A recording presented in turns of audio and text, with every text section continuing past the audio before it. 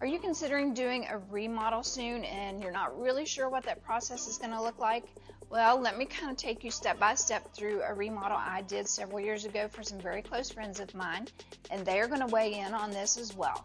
So sit back and let's take a look. My husband and I moved into a house across the street from Chuck and Sonia, and we moved in with sledgehammers in hand and drills in hand, and we went right to work. We did not stop working on that house for at least a month, if not more. And we changed everything top to bottom. And then our neighbors, Chuck and Sonia, they came over and they wanted to see what we had done in the house. We walked into her home and we saw how beautiful her home was.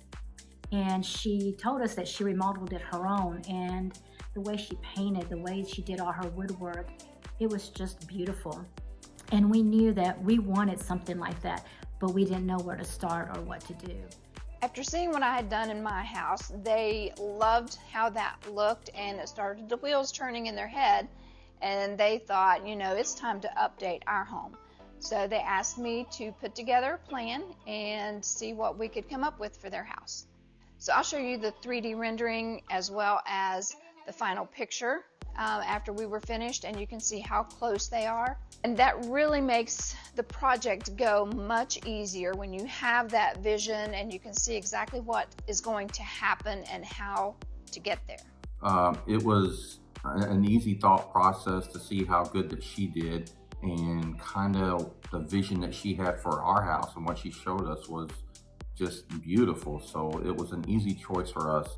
After I showed Chuck and Sonia the 3D renderings of their space, they loved it and they wanted to make it happen, but they didn't want to spend the big money for contractors. So Debbie said that she would offer her assistance in teaching us. But they didn't have the knowledge that my husband and I had. So we came alongside them, worked on the entire project with them. The vision was easy, but the process was kind of difficult for us because we didn't know hardly any of the woodworking or the painting techniques or all the tricks that she knew. But with Debbie at our side, she really did explain everything. Sonia was just so eager to learn. She couldn't wait till we got to the next project to put that knowledge in her arsenal. Chuck was not quite as excited as she was, but he was a good sport and he did whatever I asked him to do. A lot of the times I couldn't see what she was seeing, so I just did as I was told. All right, let's start our tour with the living room. They have a beautiful fireplace, but it has some major problems. The stone seemed to be a little overwhelming, and it was not centered on the wall. There was this slanted part of the wall that made everything look off balance. There was a built-in just on the right-hand side and nothing on the left. So nothing really symmetrically worked out with that fireplace. We started by taking out that bookcase on the right-hand side, and then we built entirely new pieces on each side of the fireplace.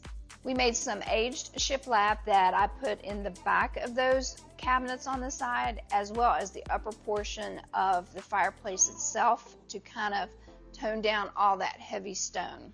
Then we trimmed everything out really nice, and I painted all the trim a stark black, which really contrasts well with that aged shiplap. We painted the walls a really nice light shade of gray, and we painted all the walls that color. When you came in, the dining room, living room, kitchen, everything is the same color now. That way it looks more cohesive and it just flows way better.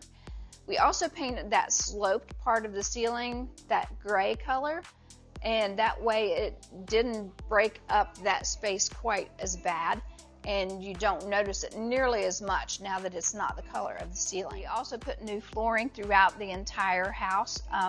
They had a laminate flooring before, but it was not installed properly, and it was hooving up, and it just didn't look good, so we replaced the whole flooring. This is how the living room transformation turned out, and I just love that fireplace now. It is so pretty, and it's such a nice focal point. It's balanced now, and it all makes sense and works together, and I just love that room, and so do they. After the living room was finished, we moved to the entry and dining room, which was kind of a combo, And the contractor had put these weird columns and beams, big, wide, just drywalled columns, and they made no sense. They didn't look good, and they wanted them to go. And it really opened up that space when we took those out.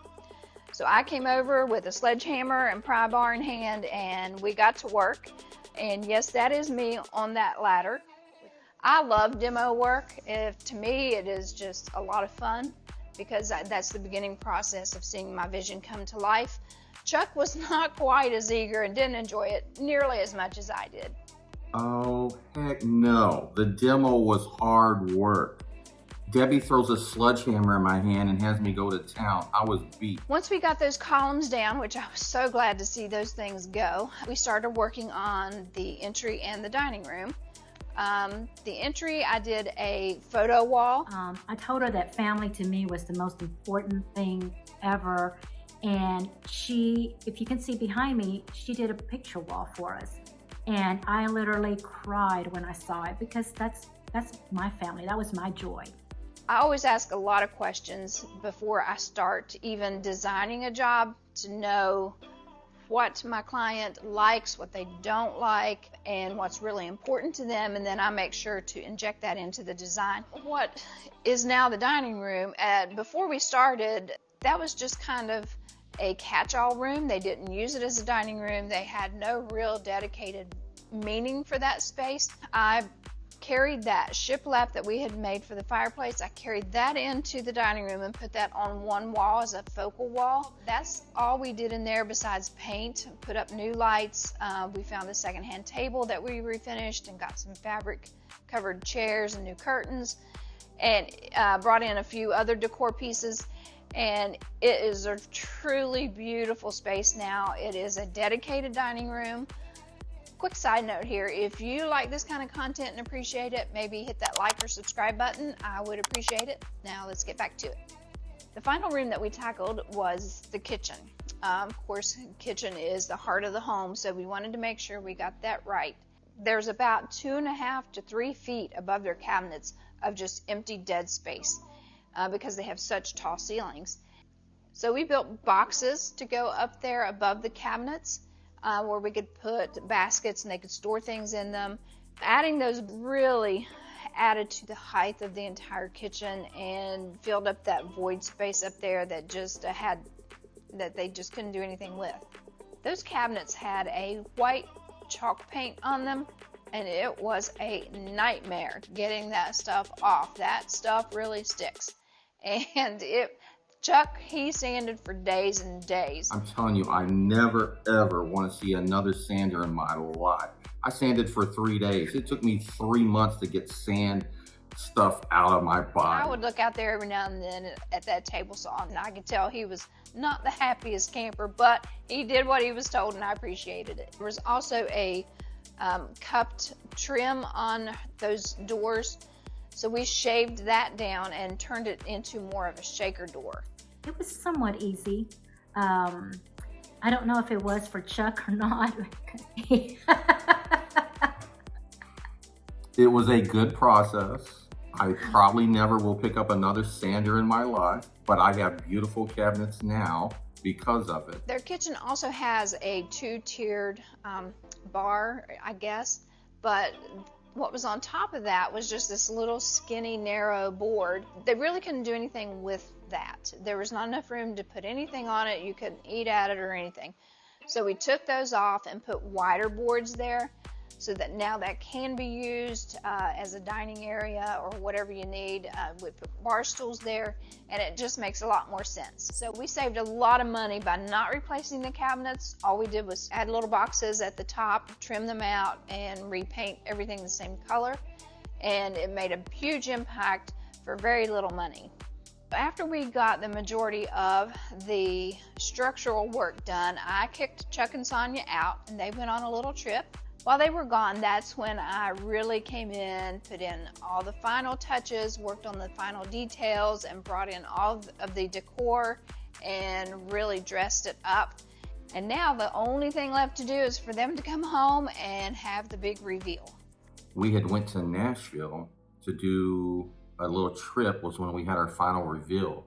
And I can tell you it was all worth it when we got back from Nashville and came in and Debbie was there for the final reveal. Our house was gorgeous. We didn't even recognize it. And I, it was incredible to see the difference in all the hard work that they had put together and put into it. It was really beautiful.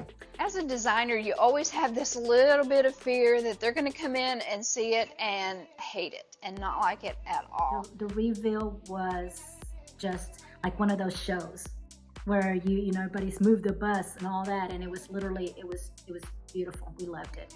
All four of us put a lot of work into that house and a lot of sweat, a little bit of blood, and some tears on Chuck's part. But it turned out great, and they loved it. And they did save a lot of money by doing it ourselves. But anytime you do a renovation, you got to be ready to shell out a little bit of money. And I like to ask my clients after we're finished, was it worth it? Definitely. Did I think it was going to be when we started? Oh, no. But after seeing the final reveal, it definitely was. It was some hard work put into it, and the things we learned both as a couple on how to work on things was incredible. We became close friends very quickly. You don't do something like that and not really get to know who you're working with. And we love her for it. And it was a friendship that we made, and we still have, and will forever have. And I'm very self-aware that I have tunnel vision when it comes to a project. That is all I can see. I barely eat, I barely sleep until that project is done. And I feel sorry for anybody that has to work with me, I really do. And I think Chuck even started calling me foreman or something somewhere along the way. And it seems like I remember Sonia even called me a punk a time or two. I don't know. They both really were good sports. They may have some more projects down the road, and I don't know if they will call me in and have us do it again on our own. I suspect Chuck may hire somebody to do it next time. I will never, ever want to do that again. I couldn't go to work for that. Have a good day. Well, I think that's pretty clear. Chuck is finished working with me, and I get it. I am a little bit of a crazy beast when it comes to a project. Hope you've learned a thing or two from this video, so go check this one out and maybe you'll learn something else.